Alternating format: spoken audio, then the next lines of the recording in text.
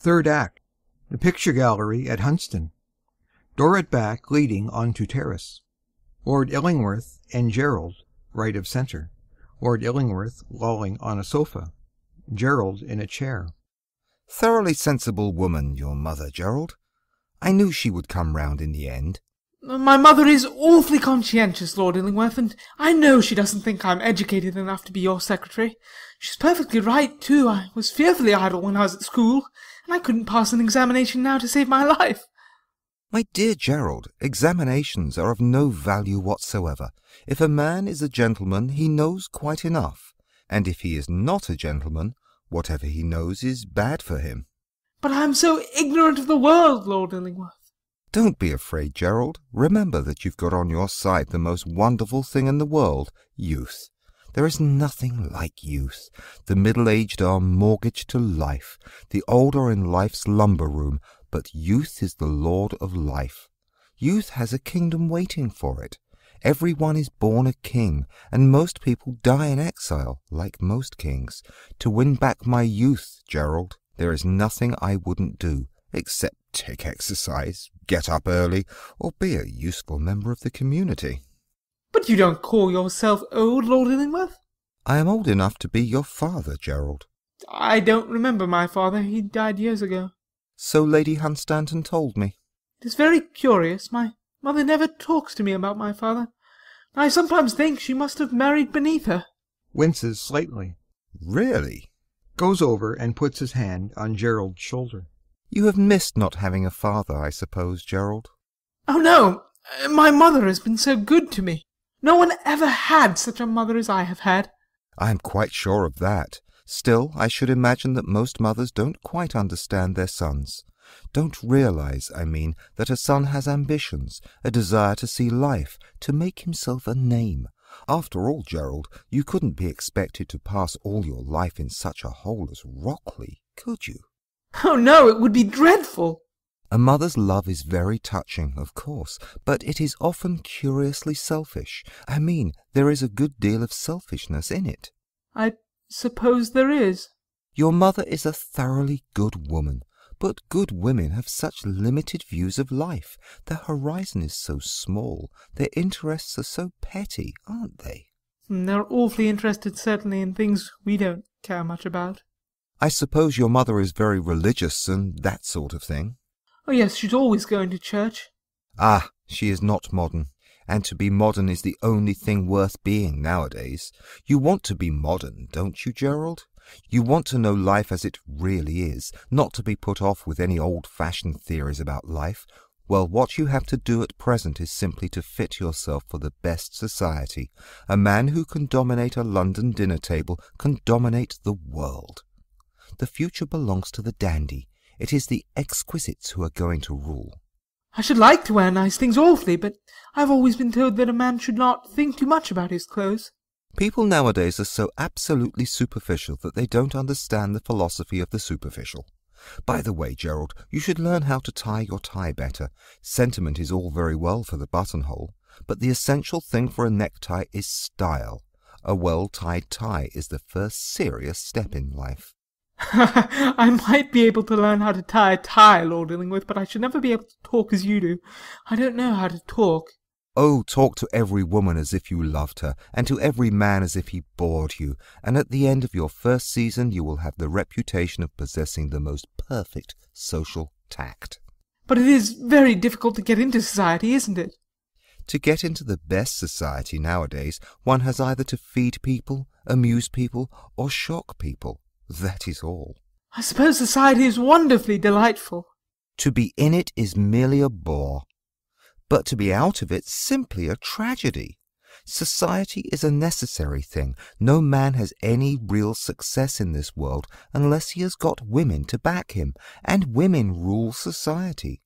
If you have not got women on your side, you are quite over. You might just as well be a barrister, or a stockbroker, or a journalist at once. It is very difficult to understand women, is it not? You should never try to understand them. Women are pictures. Men are problems. If you want to know what a woman really means, which, by the way, is always a dangerous thing to do, look at her. Don't listen to her. But women are awfully clever, aren't they? One should always tell them so. But to the philosopher, my dear Gerald, women represent the triumph of matter over mind, just as men represent the triumph of mind over morals. How then can women have so much power as you say they have? The history of women is the history of the worst form of tyranny the world has ever known. The tyranny of the weak over the strong. It is the only tyranny that lasts. But haven't women got a refining influence? Nothing refines but the intellect. Still, there are many different kinds of women, aren't there? Only two kinds in society, the plain and the coloured. But there are good women in society, aren't there? Far too many. But do you think women shouldn't be good? One should never tell them so. They'd all become good at once. Women are a fascinatingly willful sex. Every woman is a rebel, and usually in wild revolt against herself. You've never been married, Lord Illingworth, have you? Men marry because they are tired, women because they are curious. Both are disappointed. But don't you think one can be happy when one is married? Perfectly happy, but the happiness of a married man, my dear Gerald, depends on the people he has not married. But if one is in love? One should always be in love. That is the reason one should never marry. Love is a very wonderful thing, isn't it? When one is in love, one begins by deceiving oneself, and one ends by deceiving others. That is what the world calls a romance. But a really grande passion is comparatively rare nowadays. It is the privilege of people who have nothing to do. That is the one use of the idle classes in a country, and the only possible explanation of us Harfords. Harfords, Lord Illingworth? That is my family name. You should study the Peerage, Gerald. It's the one book a young man about town should know thoroughly, and it is the best thing in fiction the English have ever done. And now, Gerald, you are going into a perfectly new life with me, and I want you to know how to live. Mrs. Arbuthnot appears on terrace behind. For the world has been made by fools that wise men should live in it.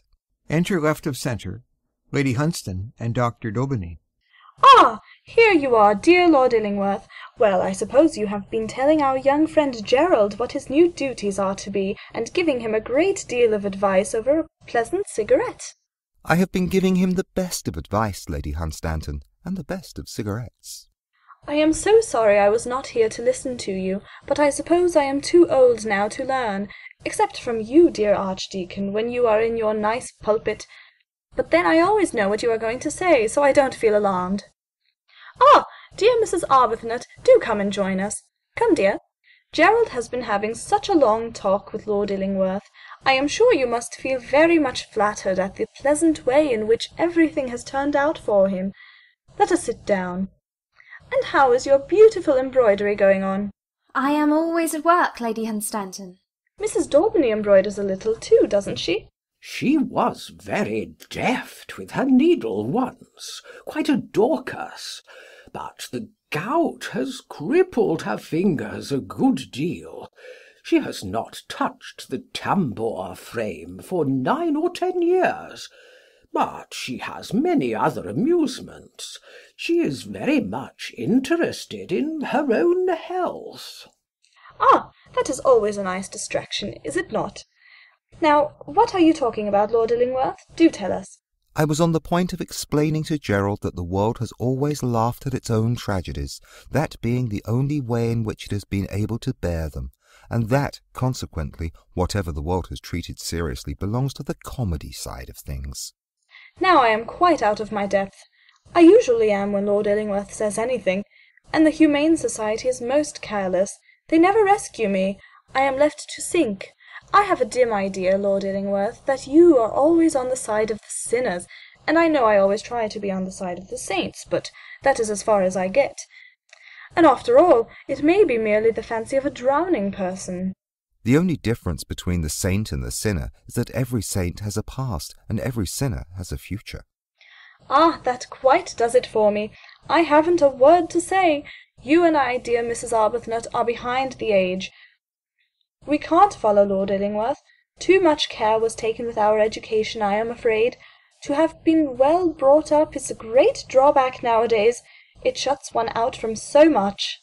I should be sorry to follow Lord Illingworth in any of his opinions. You are quite right, dear. Gerald shrugs his shoulders and looks irritably over at his mother. Enter Lady Caroline. Jane, have you seen John anywhere? You needn't be anxious about him, dear. He is with Lady Stutfield. I saw them some time ago in the yellow drawing-room. They seem quite happy together. You are not going, Caroline? Please sit down. I think I had better look after John. Exit Lady Caroline. It doesn't do to pay men so much attention, and Lady Caroline has really nothing to be anxious about. Lady Stutfield is very sympathetic. She is just as sympathetic about one thing as she is about another. A beautiful nature. Enter Sir John and Mrs. Allonby. And here is Sir John, and with Mrs. Allonby too. I suppose it was Mrs. Allonby I saw with him. Sir John, Caroline has been looking everywhere for you. We've been waiting for her in the music-room, dear Lady Hunstanton. Ah, the music-room, of course. I thought it was the yellow drawing-room. My memory is getting so defective. To the Archdeacon. Mrs. Daubeny has a wonderful memory, hasn't she? She used to be quite remarkable for her memory, but since her last attack she recalls chiefly the events of her early childhood. But she finds great pleasure in such retrospections, great pleasure. Enter Lady Stutfield and Mr. Kelvil. Ah, dear Lady Stutfield, and what has Mr. Kelvil been talking to you about? About bimetallism, as well as I remember. Bimetallism? Is that quite a nice subject? However, I know people discuss everything very freely nowadays. What did Sir John talk to you about, Mrs. Allonby?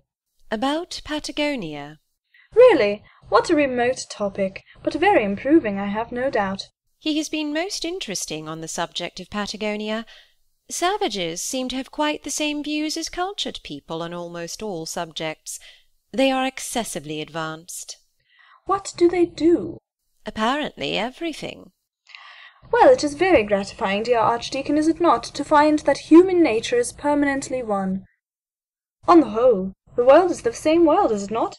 The world is simply divided into two classes, those who believe the incredible, like the public, and those who do the improbable. Like yourself? Yes, I am always astonishing myself. It is the only thing that makes life worth living. And what have you been doing lately that astonishes you? I have been discovering all kinds of beautiful qualities in my own nature. Ah, don't become quite perfect all at once. Do it gradually. I don't intend to grow perfect at all. At least, I hope I shan't. It would be most inconvenient. Women love us for our defects. If we have enough of them, they will forgive us everything, even our gigantic intellects. It is premature to ask us to forgive analysis. We forgive adoration. That is quite as much as should be expected from us. Enter Lord Alfred. He joins Lady Stutfield. Ah, we women should forgive everything, shouldn't we, dear Mrs. Arbuthnot? I am sure you agree with me in that. I do not, Lady Hunstanton. I think there are many things women should never forgive. What sort of things? The ruin of another woman's life. Moves slowly away to back of stage. Ah, those things are very sad, no doubt, but I believe there are admirable homes where people of that kind are looked after and reformed, and I think on the whole that the secret of life is to take things very, very easily. The secret of life is never to have an emotion that is unbecoming. The secret of life is to appreciate the pleasure of being terribly, terribly deceived. The secret of life is to resist temptation, Lady Stutfield. There is no secret of life. Life's aim, if it has one, is simply to be always looking for temptations. There are not nearly enough. I sometimes pass a whole day without coming across a single one. It is quite dreadful. It makes one so nervous about the future. Shakes her fan at him. I don't know how it is, dear Lord Illingworth, but everything you have said today seems to me excessively immoral. It has been most interesting listening to you. All thought is immoral. Its very essence is destruction. If you think of anything, you kill it. Nothing survives being thought of. I don't understand a word, Lord Illingworth, but I have no doubt it is all quite true. Personally, I have very little to reproach myself with on the score of thinking. I don't believe in women thinking too much. Women should think in moderation, as they should do all things in moderation.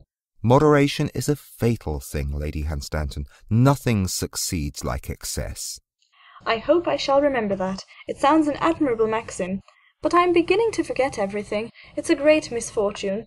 It is one of your most fascinating qualities, Lady Hunstanton. No woman should have a memory. Memory in a woman is the beginning of dowdiness. One can always tell from a woman's bonnet whether she has got a memory or not. How charming you are, dear Lord Illingworth.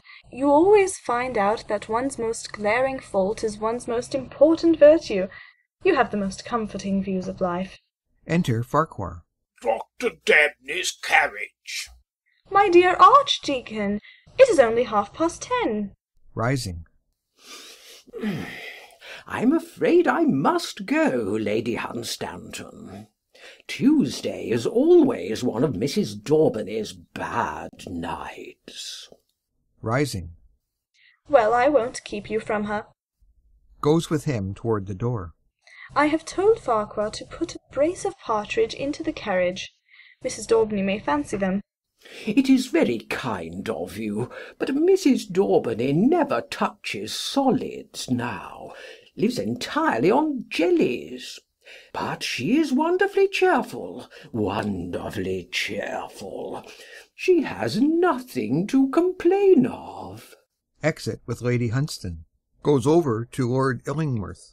There is a beautiful moon tonight. Let us go and look at it. To look at anything that is inconstant is charming nowadays. You have your looking-glass. It is unkind. It merely shows me my wrinkles. Mine is better behaved. It never tells me the truth. Then it is in love with you.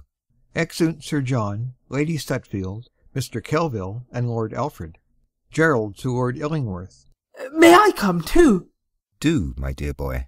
Moves forward with Mrs. Allonby and Gerald. Lady Caroline enters, looks rapidly round, and goes off in opposite direction to that taken by Sir John and Lady Stutfield. Gerald? What, mother? Exit Lord Illingworth with Mrs. Allonby. It is getting late. Let us go home. My dear mother, do let us wait a little longer. Lord Illingworth is so delightful. And by the way, mother, I have a great surprise for you. We are starting for India at the end of this month. Let us go home. Yeah, if you really want to, of course, mother, but I must bid good-bye to Lord Illingworth first. I'll be back in 5 minutes. Exit. Let him leave me if he chooses, but not with him. Not with him. I couldn't bear it. Walks up and down. Enter Hester. What a lovely night it is, Mrs. Arbuthnot. Is it? Mrs. Arbuthnot, I wish you would let us be friends. You are so different from the other women here. When you came into the drawing-room this evening, somehow you brought with you a sense of what is good and pure in life. I had been foolish. There are things that are right to say, but that may be said at the wrong time and to the wrong people. I heard what you said. I agree with it, Miss Worsley. I didn't know you had heard it. But I knew you would agree with me. A woman who has sinned should be punished, shouldn't she? Yes. She shouldn't be allowed to come into the society of good men and women? She should not. And the man should be punished in the same way? In the same way. And the children, if there are children, in the same way also? Yes, it is right that the sins of the parents should be visited on the children. It is a just law. It is God's law. It is one of God's terrible laws. Moves away to fireplace. You are distressed about your son leaving you, Mrs. Arbuthnot? Yes. Do you like him going away with Lord Illingworth? Of course there is position, no doubt, and money. But position and money are not everything, are they? They are nothing. They bring misery. Then why do you let your son go with him? He wishes it himself. But if you asked him, he would stay, would he not? He has set his heart on going. He couldn't refuse you anything. He loves you too much. Ask him to stay. Let me send him in to you. He is on the terrace at this moment with Lord Illingworth. I heard them laughing together as I passed through the music-room. Don't trouble, Miss Worsley. I can wait. It is of no consequence. No, I'll tell him you want him. Do ask him to stay. Exit Hester. He won't come. I know he won't come. Enter Lady Caroline. She looks round anxiously. Enter Gerald. Mr. Arbuthnot, may I ask you, is Sir John anywhere on the terrace? No, Lady Caroline, he is not on the terrace. It is very curious. It is time for him to retire. Exit Lady Caroline. Dear mother, I'm afraid I kept you waiting. I forgot all about it. I'm so happy tonight, mother. I've never been so happy. At the prospect of going away? Don't put it like that, mother. Of course I'm sorry to leave you. Why, you are the best mother in the whole world. But after all, as Lord Illingworth says, it is impossible to live in such a place as Rockley. You don't mind it, but I'm ambitious. I want something more than that. I want to have a career. I want to do something that will make you proud of me. And Lord Illingworth is going to help me. He's going to do everything for me. Gerald, don't go away with Lord Illingworth. I implore you not to. Gerald, I beg you. Mother, how changeable you are. You don't seem to know your own mind for a single moment. An hour and a half ago in the drawing-room he agreed to the whole thing. Now you turn round and make objections and try to force me to give up my one chance in life. Yes, my one chance. You don't suppose that men like Lord Illingworth are to be found every day, do you, mother? It is very strange that when I have had such a wonderful piece of good luck, the one person to put difficulties in my way should be my own mother. Besides, you know, mother, I love Hester Worsley. Who could help loving her? I love her more than I have ever told you. Far more. And if I had a position, if I had prospects, I could ask her to... Don't you understand now, mother, what it means to me to be Lord Illingworth's secretary? To start like that is to find a career ready for one, before one, waiting for one. If I were Lord Illingworth's secretary, I could ask Hester to be my wife. As a wretched bank clerk with 100 a year, it would be an impertinence. I fear you need have no hopes of Miss Worsley. I know her views on life. She has just told them to me. Then I have my ambition left, at any rate. That is something. I'm glad I have that. You've always tried to crush my ambition, mother, haven't you? You've told me that the world is a wicked place, that success is not worth having, that society is shallow, and all that sort of thing. Well, I don't believe it, mother. I think the world must be delightful. I think society must be exquisite. I think success is a thing worth having. You've been wrong in all that you taught me, mother, quite wrong. Lord Illingworth is a successful man. He is a fashionable man. He is a man who lives in the world and for it. Well, I would give anything to be just like Lord Illingworth. I would sooner see you dead. Mother, what is your objection to Lord Illingworth? Tell me right out. What is it? He is a bad man. In what way bad? I don't understand what you mean. I will tell you. I suppose you think him bad because he doesn't believe in the same things as you. Well, men are different from women, mother. It is natural that they should have different views. It is not what Lord Illingworth believes or what he does not believe that makes him bad. It is what he is. Mother, is it something you know of him? Something you actually know? It is something I know. Something you're quite sure of? Quite sure of. How long have you known it? For 20 years. Is it fair to go back 20 years in any man's career? And what have you or I to do with Lord Illingworth's early life? What business is it of ours? What this man has been, he is now, and will be always. Mother, tell me what Lord Illingworth did. If he did anything shameful, I will not go away with him. Surely you know me well enough for that. Gerald, come near to me. Quite close to me, as you used to do when you were a little boy, when you were mother's own boy. Gerald sits down beside his mother. She runs her fingers through his hair and strokes his hands. Gerald, there was a girl once. She was very young. She was a little over 18 at the time. George Harford, that was Lord Illingworth's name then. George Harford met her. She knew nothing about life. He knew everything. He made this girl love him. He made her love him so much that she left her father's house with him one morning. She loved him so much, and he had promised to marry her. He had solemnly promised to marry her, and she had believed him. She was very young and ignorant of what life really is. But he put the marriage off from week to week and month to month. She trusted in him all the while. She loved him. Before her child was born, for she had a child, she implored him for the child's sake to marry her, that the child might have a name, that her sin might not be visited on the child who was innocent. He refused. After the child was born, she left him, taking the child away, and her life was ruined, and her soul ruined, and all that was sweet and good and pure in her ruined also. She suffered terribly. She suffers now. She will always suffer. For her there is no joy, no peace, no atonement. She is a woman who drags a chain like a guilty thing. She is a woman who wears a mask like a thing that is a leper. The fire cannot purify her. The waters cannot quench her anguish. Nothing can heal her. No anodyne can give her sleep. No poppy's forgetfulness. She is lost. She is a lost soul. That is why I call Lord Illingworth a bad man. That is why I don't want my boy to be with him. My dear mother, it all sounds very tragic, of course. But I dare say the girl was just as much to blame as Lord Illingworth was. After all, would a really nice girl, a girl with any nice feelings at all, go away from her home with a man to whom she was not married, and live with him as his wife? No nice girl would. Gerald, I withdraw all my objections. You are at liberty to go away with Lord Illingworth when and where you choose. Dear mother, I knew you wouldn't stand in my way. You are the best woman God ever made. And as for Lord Illingworth, I don't believe he is capable of anything infamous or base. I can't believe it of him. I can't. Outside.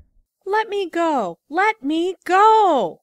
Enter Hester in terror, and rushes over to Gerald and flings herself in his arms. Oh, save me! Save me from him!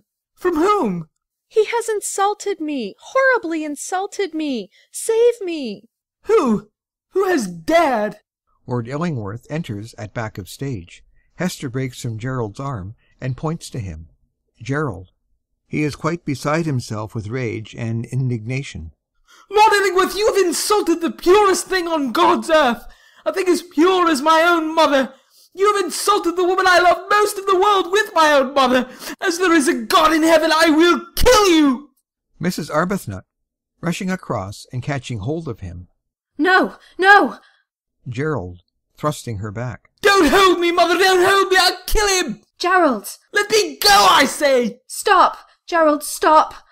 He is your own father. Gerald clutches his mother's hands and looks into her face. She sinks slowly on the ground in shame. Hester steals toward the door. Lord Illingworth frowns and bites his lip. After a time, Gerald raises his mother up, puts his arm around her, and leads her from the room. Act drop. End of third act. Fourth act. Sitting room at Mrs. Arbuthnot's. Large open French window at back, looking on to garden. Doors right of centre and left of centre. Gerald Arbuthnot writing at table.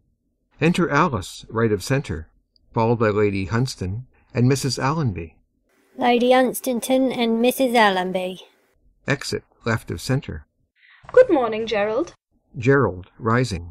Good morning, Lady Hunstanton. Good morning, Mrs. Allonby. Sitting down. We came to inquire for your dear mother, Gerald. I hope she is better. My mother has not come down yet, Lady Hunstanton. Ah, I am afraid the heat was too much for her last night. I think there must have been thunder in the air, or perhaps it was the music. Music makes one feel so romantic. At least it always gets on one's nerves. It's the same thing nowadays. I am so glad I don't know what you mean, dear. I am afraid you mean something wrong. Ah, I see you are examining Mrs. Arbuthnot's pretty room. Isn't it nice and old-fashioned? Surveying the room through her lorgnette. It looks quite the happy English home. That's just the word, dear, that just describes it. One feels your mother's good influence in everything she has about her, Gerald. Lord Illingworth says that all influence is bad, but that a good influence is the worst in the world. When Lord Illingworth knows Mrs. Arbuthnot better, he will change his mind. I must certainly bring him here. I should like to see Lord Illingworth in a happy English home. It would do him a great deal of good, dear. Most women in London nowadays seem to furnish their rooms with nothing but orchids, foreigners, and French novels. But here we have the room of a sweet saint, fresh natural flowers, books that don't shock one, pictures that one can look at without blushing. But I like blushing. Well, there is a good deal to be said for blushing, if one can do it at the proper moment. Poor dear Hunstanton used to tell me I didn't blush nearly often enough, but then he was so very particular. He wouldn't let me know any of his men friends, except those who were over 70, like poor Lord Ashton, who afterwards, by the way, was brought into the divorce court. A most unfortunate case. I delight in men over 70. They always offer one the devotion of a lifetime. I think 70 an ideal age for a man. She is quite incorrigible, Gerald, isn't she? By the by, Gerald, I hope your dear mother will come and see me more often now. You and Lord Illingworth start almost immediately, don't you? I have given up my intention of being Lord Illingworth's secretary. Surely not, Gerald. It would be most unwise of you. What reason can you have? I don't think I should be suitable for the post. I wish Lord Illingworth would ask me to be his secretary, but he says I am not serious enough. My dear, you really must talk like that in this house. Mrs. Arbuthnot doesn't know anything about the wicked society in which we all live. She won't go into it. She is far too good. I consider it was a great honour, her coming to me last night. It gave quite an atmosphere of respectability to the party. Ah, that must have been what you thought was thunder in the air. My dear, how can you say that? There is no resemblance between the two things at all. But really, Gerald, what do you mean by not being suitable? Lord Illingworth's views of life and mine are too different. But, my dear Gerald, at your age you shouldn't have any views of life. They are quite out of place. You must be guided by others in this matter. Lord Illingworth has made you the most flattering offer, and travelling with him you would see the world, as much of it at least as one should look at, under the best auspices possible, and stay with all the right people, which is so important at this solemn moment in your career. I don't want to see the world. I've seen enough of it. I hope you don't think you have exhausted life, Mr. Arbuthnot. When a man says that, one knows that life has exhausted him. I don't wish to leave my mother. Now, Gerald, that is pure laziness on your part. Not leave your mother? If I were your mother, I would insist on your going. Enter Alice, left of centre. Mrs. Arbuthnot's compliments, my lady, but she has a bad headache and cannot see anyone this morning. Exit right of centre, rising. A bad headache? I am so sorry. Perhaps you'll bring her up to Hunstanton this afternoon, if she is better, Gerald. I am afraid not this afternoon, Lady Hunstanton. Well, tomorrow, then. Ah, if you had a father, Gerald, he wouldn't let you waste your life here. He would send you off with Lord Illingworth at once. But mothers are so weak. They give up to their sons in everything. We are all heart, all heart. Come, dear, I must call at the rectory and inquire for Mrs. Daubeny, who, I am afraid, is far from well. It is wonderful how the Archdeacon bears up, quite wonderful. He is the most sympathetic of husbands, quite a model. Good-bye, Gerald. Give my fondest love to your mother. Good-bye, Mr. Arbuthnot. Good-bye. Exit Lady Hunstanton and Mrs. Allonby. Gerald sits down and reads over his letter. What name can I sign? I, who have no right to any name. Signs name, puts letter into envelope, addresses it, and is about to seal it, when door, left of centre, opens, and Mrs. Arbuthnot enters. Gerald lays down sealing wax. Mother and son look at each other. Lady Hunstanton, through French window at the back. Good-bye again, Gerald. We are taking the short-cut across your pretty garden. Now remember my advice to you. Start at once with Lord Illingworth. Au revoir, Mr. Arbuthnot. Mind you bring me back something nice from your travels. Not an Indian shawl. On no account an Indian shawl. Exeunt. Mother, I have just written to him. To whom? To my father. I have written to tell him to come here at 4 o'clock this afternoon. He shall not come here. He shall not cross the threshold of my house. He must come. Gerald, if you are going away with Lord Illingworth, go at once. Go before it kills me, but don't ask me to meet him. Mother, you don't understand. Nothing in the world would induce me to go away with Lord Illingworth or to leave you. Surely you know me well enough for that. No, I have written to him to say— What can you have to say to him? Can't you guess, Mother, what I have written in this letter? No. Mother, surely you can. Think what must be done, now, at once, within the next few days. There is nothing to be done. I have written to Lord Illingworth to tell him that he must marry you. Marry me? Mother, I will force him to do it. The wrong that has been done you must be repaired. Atonement must be made. Justice may be slow, mother, but it comes in the end. In a few days you shall be Lord Illingworth's lawful wife. But, Gerald! I will insist upon his doing it. I will make him do it. He will not dare to refuse. But, Gerald, it is I who refuse. I will not marry Lord Illingworth. Not marry him, mother! I will not marry him. Mother, you must. I will not. You talk of atonement for a wrong done. What atonement can be made to me? There is no atonement possible. I am disgraced. He is not. That is all. It is the usual history of a man and a woman as it usually happens, as it always happens. And the ending is the ordinary ending. The woman suffers, the man goes free. I don't know if that is the ordinary ending, mother. I hope it is not.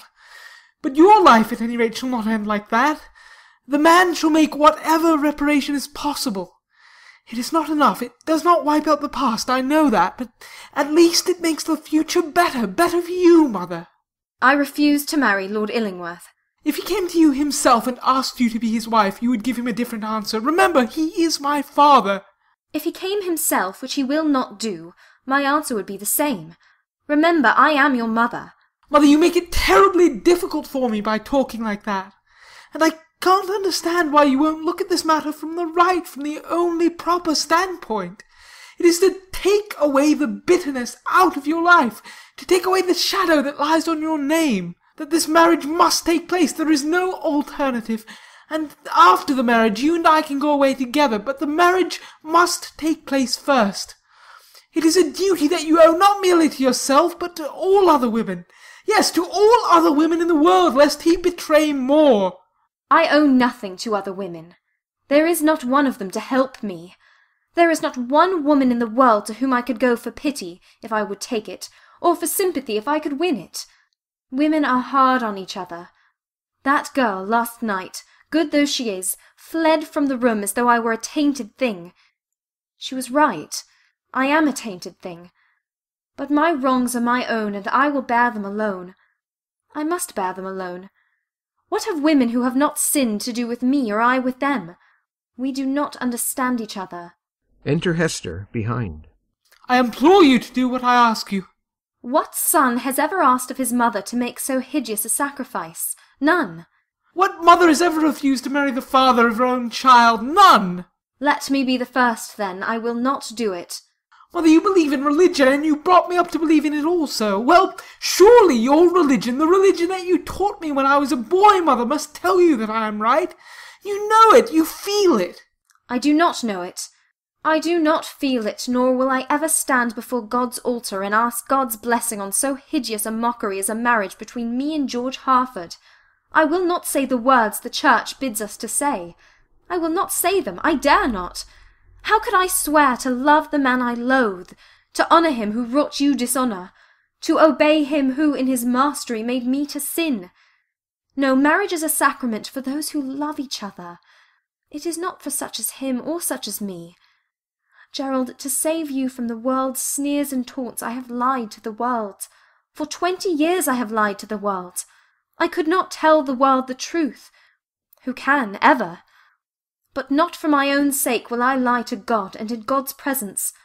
No, Gerald, no ceremony, church-hallowed or state-made, shall ever bind me to George Harford. It may be that I am too bound to him already, who, robbing me, yet left me richer, so that in the mire of my life I found the pearl of price, or what I thought would be so. I don't understand you now. Men don't understand what mothers are.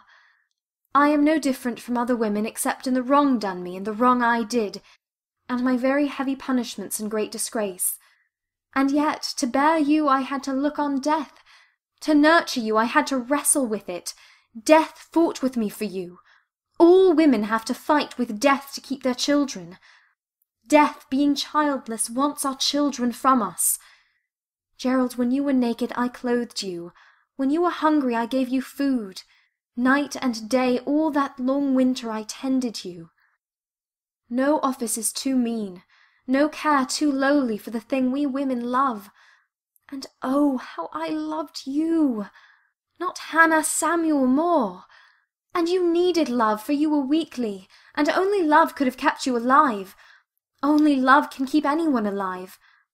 And boys are careless often, and without thinking give pain, and we always fancy that when they come to man's estate and know us better they will repay us. But it is not so. The world draws them from our side, and they make friends with whom they are happier than they are with us, and have amusements from which we are barred, and interests that are not ours. And they are unjust to us often, for when they find life bitter they blame us for it, and when they find it sweet we do not taste its sweetness with them. You made many friends, and went into their houses, and were glad with them, and I, knowing my secret, did not dare to follow, but stayed at home and closed the door, shut out the sun, and sat in darkness. What should I have done in honest households? My past was ever with me. And you thought I didn't care for the pleasant things of life.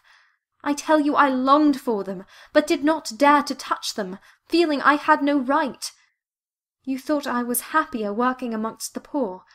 That was my mission, you imagined. It was not, but where else was I to go? The sick do not ask if the hand that smooths their pillow is pure, nor the dying care if the lips that touch their brow have known the kiss of sin. It was you I thought of all the time. I gave to them the love you did not need, lavished on them a love that was not theirs. And you thought I spent too much of my time in going to church and in church duties. But where else could I turn? God's house is the only house where sinners are made welcome, and you were always in my heart, Gerald, too much in my heart. For though day after day, at morn or evensong, I have knelt in God's house, I have never repented of my sin. How could I repent of my sin when you, my love, were its fruit? Even now that you are bitter to me, I cannot repent. I do not. You are more to me than innocence. I would rather be your mother, oh, much rather, than have been always pure. Oh, don't you see? Don't you understand? It is my dishonour that has made you so dear to me. It is my disgrace that has bound you so closely to me. It is the price I paid for you, the price of soul and body that makes me love you as I do. Oh, don't ask me to do this horrible thing. Child of my shame, be still the child of my shame. Mother, I didn't know you loved me so much as that. And I will be a better son to you than I have been. And you and I must never leave each other. But, Mother, I can't help it. You must become my father's wife. You must marry him. It is your duty. Hester, running forwards and embracing Mrs. Arbuthnot. No, no, you shall not. That would be real dishonour, the first you have ever known. That would be real disgrace, the first to touch you. Leave him and come with me. There are other countries than England. Oh, other countries over the sea, better, wiser, and less unjust lands. The world is very wide and very big. No, not for me. For me the world is shrivelled to a palm's breadth, and where I walk there are thorns. It shall not be so. We shall somewhere find green valleys and fresh waters, and if we weep, well, we shall weep together. Have we not both loved him? Hester! Waving him back. Don't. You cannot love me at all unless you love her also. You cannot honour me unless she's holier to you. In her all womanhood is martyred. Not she alone, but all of us are stricken in her house. Hester! Hester, what shall I do? Do you respect the man who is your father?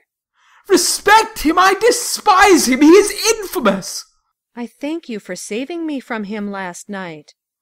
Ah, that is nothing. I would die to save you. But you don't tell me what to do now. Have I not thanked you for saving me? But what should I do? Ask your own heart, not mine. I never had a mother to save or shame. He is hard. He is hard. Let me go away. Mother, forgive me. I have been to blame. Don't kiss my hands. They are cold. My heart is cold. Something has broken it. Ah, don't say that. Hearts live by being wounded. Pleasure may turn a heart to stone, riches may make it callous, but sorrow, oh, sorrow cannot break it. Besides, what sorrows have you now? Why, at this moment you are more dear to him than ever, dear though you have been, and oh, how dear you have been always! Ah, be kind to him. You are my mother and my father, all in one. I need no second parent. It was for you I spoke, for you alone. Oh, say something, mother. Have I but found one love to lose another? Don't tell me that. Oh, mother, you are cruel. Gets up and flings himself sobbing on a sofa. But has he found indeed another love? You know I have loved him always. But we are very poor. Who, being loved, is poor? Oh, no one. I hate my riches. They are a burden. Let him share it with me. But we are disgraced. We rank among the outcasts. Gerald is nameless. The sins of the parents should be visited on the children. It is God's law. I was wrong. God's law is only love. Rises and taking Hester by the hand, goes slowly over to where Gerald is lying on the sofa with his head buried in his hands. She touches him, and he looks up. Gerald, I cannot give you a father, but I have brought you a wife. Mother, I am not worthy either of her or you. So she comes first. You are worthy. And when you are away, Gerald, with her, oh, think of me sometimes. Don't forget me. And when you pray, pray for me. We should pray when we are happiest, and you will be happy, Gerald. Oh, you don't think of leaving us? Mother, you won't leave us. I might bring shame upon you. Mother! For a little, then. And if you let me, near you always. Come out with us to the garden. Later on, later on. Exeunt Hester and Gerald. Mrs. Arbuthnot goes towards door left of centre, stops at looking-glass over mantelpiece, and looks into it. Enter Alice, right of centre. A gentleman to see you, ma'am. Say I am not at home. Show me the card. Takes card from salver and looks at it. Say I will not see him. Lord Illingworth enters. Mrs. Arbuthnot sees him in the glass, and starts, but does not turn round. Exit Alice. What can you have to say to me today, George Harford? You can have nothing to say to me. You must leave this house. Rachel, Gerald knows everything about you and me now, so some arrangement must be come to that will suit us all three. I assure you he will find in me the most charming and generous of fathers. My son may come in at any moment. I saved you last night. I may not be able to save you again. My son feels my dishonour strongly, terribly strongly. I beg you to go. Sitting down. Last night was excessively unfortunate. That silly Puritan girl making a scene merely because I wanted to kiss her. What harm is there in a kiss? Turning round. A kiss may ruin a human life, George Harford. I know that. I know that too well. We won't discuss that at present. What is of importance today, as yesterday, is still our son. I am extremely fond of him, as you know, and odd though it may seem to you, I admired his conduct last night immensely. He took up the cudgels for that pretty prude with wonderful promptitude. He is just what I should have liked a son of mine to be, except that no son of mine should ever take the side of the Puritans. That is always an error. Now, what I propose is this. Lord Illingworth, no proposition of yours interests me. According to our ridiculous English laws, I can't legitimize Gerald, but I can leave him my property. Illingworth is entailed, of course, but it is a tedious barrack of a place. He can have Ashby, which is much prettier, Harborough, which has the best shooting in the north of England, and the house in St. James's Square. What more can a gentleman require in this world? Nothing more, I am quite sure. As for a title is really rather a nuisance in these democratic days. As George Harford, I had everything I wanted. Now I have merely everything that other people want, which isn't nearly so pleasant. Well, my proposal is this. I told you I was not interested, and I beg you to go. The boy is to be with you for 6 months in the year, and with me for the other 6. That is perfectly fair, is it not? You can have whatever allowance you like, and live where you choose. As for your past, no one knows anything about it except myself and Gerald. There is the Puritan, of course, the Puritan in white muslin, but she doesn't count. She couldn't tell the story without explaining that she objected to being kissed, could she? And all the women would think her a fool, and the men think her a bore. And you need not be afraid that Gerald won't be my heir. I needn't tell you I have not the slightest intention of marrying. You come too late. My son has no need of you. You are not necessary. What do you mean, Rachel? That you are not necessary to Gerald's career. He does not require you. I do not understand you. Look into the garden. You had better not let them see you. You bring unpleasant memories.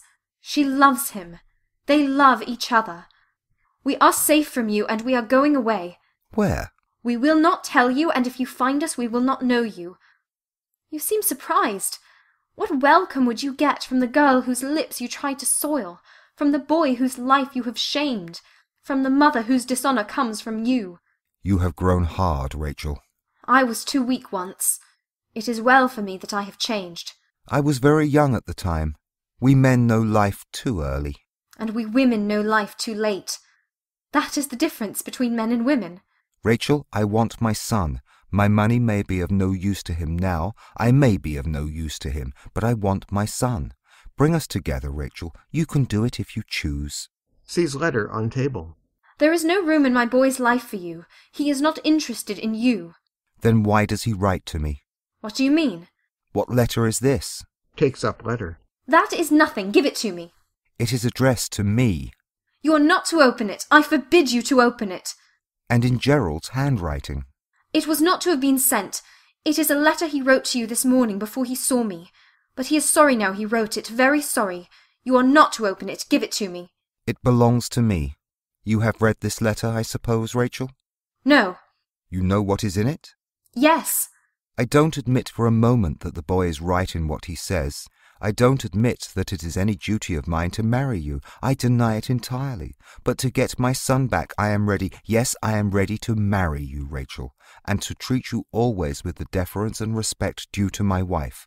I will marry you as soon as you choose. I give you my word of honour. You made that promise to me once before and broke it. I will keep it now, and that will show you that I love my son at least as much as you love him. For when I marry you, Rachel, there are some ambitions I shall have to surrender, high ambitions too, if any ambition is high. I decline to marry you, Lord Illingworth. Are you serious? Yes. Do tell me your reasons. They would interest me enormously. I have already explained them to my son. I suppose they were intensely sentimental, weren't they? You women live by your emotions and for them. You have no philosophy of life. You are right. We women live by our emotions and for them. By our passions and for them, if you will. I have two passions, Lord Illingworth. My love of him, my hate of you. You cannot kill those. They feed each other. What sort of love is it which needs to have hate as its brother? It is the sort of love I have for Gerald. Do you think that terrible? Well, it is terrible. All love is terrible. All love is a tragedy. I loved you once, Lord Illingworth. Oh, what a tragedy for a woman to have loved you! So you really refuse to marry me? Yes. Because you hate me? Yes. And does my son hate me as you do? No. I am glad of that, Rachel. He merely despises you. What a pity. What a pity for him, I mean. Don't be deceived, George. Children begin by loving their parents. After a time they judge them. Rarely, if ever, do they forgive them. Reads letter over again, very slowly. May I ask by what arguments you made the boy who wrote this letter, this beautiful, passionate letter, believe that you should not marry his father, the father of your own child? It was not I who made him see it. It was another. What findicical person? The Puritan, Lord Illingworth. Lord Illingworth winces, then rises slowly and goes over to table where his hat and gloves are. Mrs. Arbuthnot is standing close to the table. He picks up one of the gloves and begins pulling it on. There is not much, then, for me to do here, Rachel. Nothing. It is goodbye, is it? Forever, I hope, this time, Lord Illingworth. How curious. At this moment you look exactly as you looked the night you left me 20 years ago. You have just the same expression in your mouth. Upon my word, Rachel, no woman ever loved me as you did. Why, you gave yourself to me like a flower, to do anything I liked with. You were the prettiest of playthings, the most fascinating of small romances. 1:45. Must be strolling back to Hunstanton. Don't suppose I shall see you there again. I'm sorry, I am, really. It's been an amusing experience to have met amongst people of one's own rank, and treated quite seriously, too, one's mistress and one's— Mrs. Arbuthnot snatches up glove and strikes Lord Illingworth across the face with it. Lord Illingworth starts. He is dazed by the insult of his punishment. Then he controls himself and goes to window and looks out at his son, sighs, and leaves the room. Mrs. Arbuthnot falls sobbing on the sofa. He would have said it. He would have said it. Enter Gerald and Hester from the garden. Well, dear mother, you never came out after all. So we have come to fetch you. Mother, you have not been crying. Kneels down beside her. My boy, my boy, my boy. Running her fingers through his hair. But you have 2 children now. You'll let me be your daughter? Would you choose me for a mother? You of all women I have ever known. They move toward the door leading into garden with their arms round each other's waist. Gerald goes to table left of centre for his hat. On turning round, he sees Lord Illingworth's glove lying on the floor, and picks it up. Hello, mother. Whose glove is this? You've had a visitor. Who was it? Oh, no one. No one in particular. A man of no importance. Curtain. End of 4th Act. End of A Woman of No Importance by Oscar Wilde.